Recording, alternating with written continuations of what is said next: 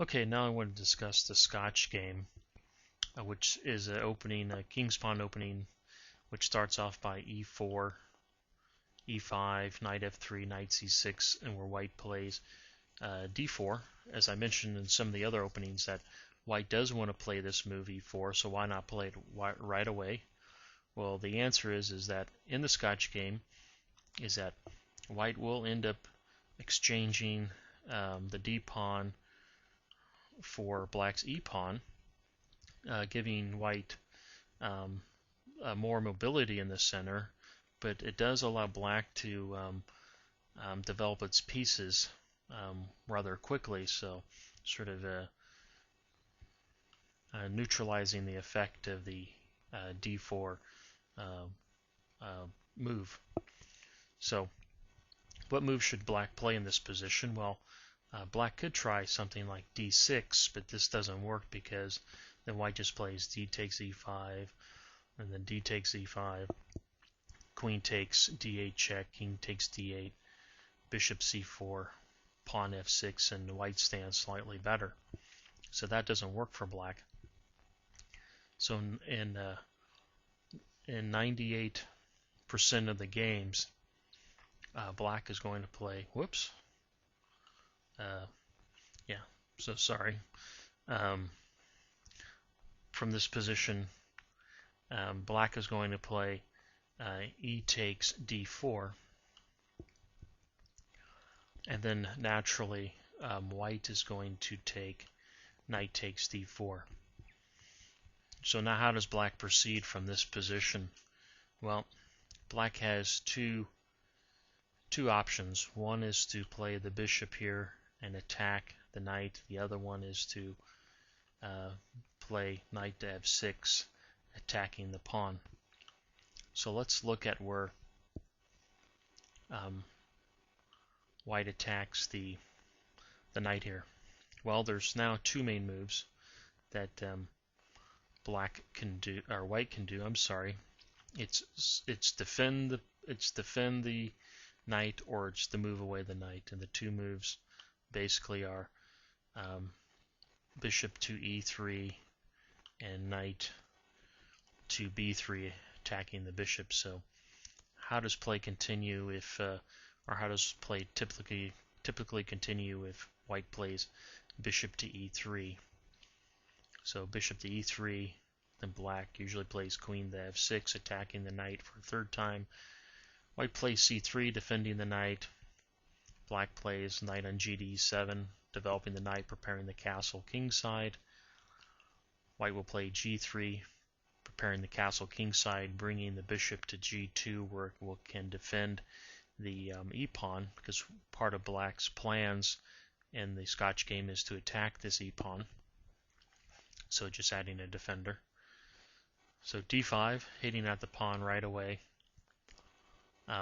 Bishop to g2, defending the pawn, and then black neutralizes the pawn, or gets rid of the pawn, or changing pawns off in the center, if you want to call it that, any way you want to call it. Then white usually plays knight to d2, preparing to win back the pawn.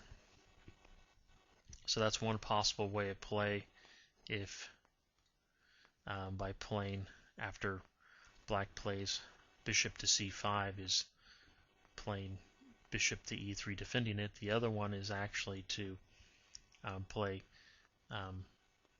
the knight back to b3, attacking the bishop, and then play would normally continue bishop to b6, moving the bishop away, knight to c3, developing the knight, also defending the e-pawn, queen f6, threatening mate on f2, queen e2, defending the mate threat and also giving more support to the e-pawn, knight on g to e7, developing the knight, preparing the castle,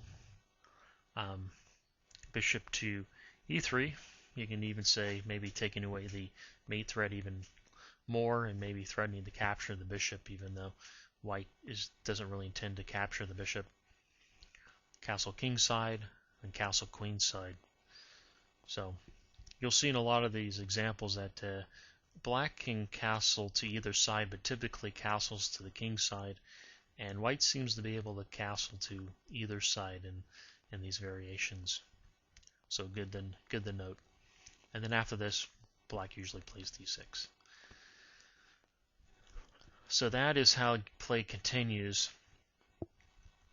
after bishop to c5 attacking the knight. So what about the other move, knight to f6, attacking the pawn? Well, there's two typical moves. There's knight to c3, defending the pawn, and then the other move is actually knight takes c6, sort of liquidating the knight. So let's look at knight to c3 first. So if white plays knight to c3, then play would typically continue bishop to b4, pinning the knight, threatening to win the pawn here. And now white plays knight to c6, b takes c6, bishop to d3, defending the pawn. d5, black strikes back in the center. And if it moves forward, it's going to threaten to win the knight. So white plays e takes d5. Now at this point,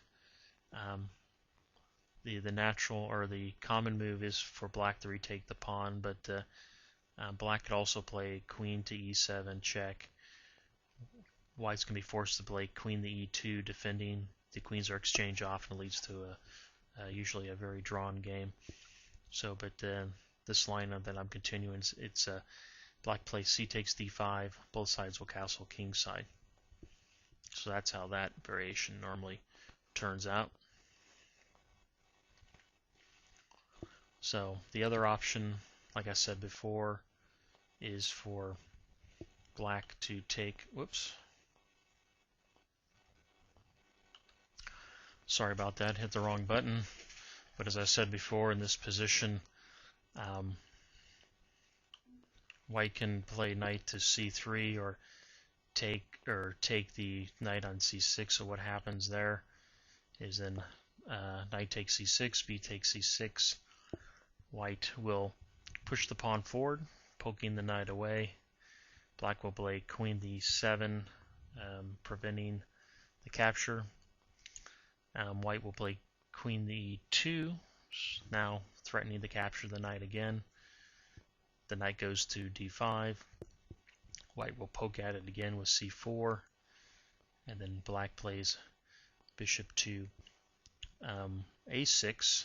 Obviously now if white takes the knight, black takes the queen, and the typical moves from this position are a b3 or queen e4 are typical. So, well, that is an overview of the Scotch game of starting from this position.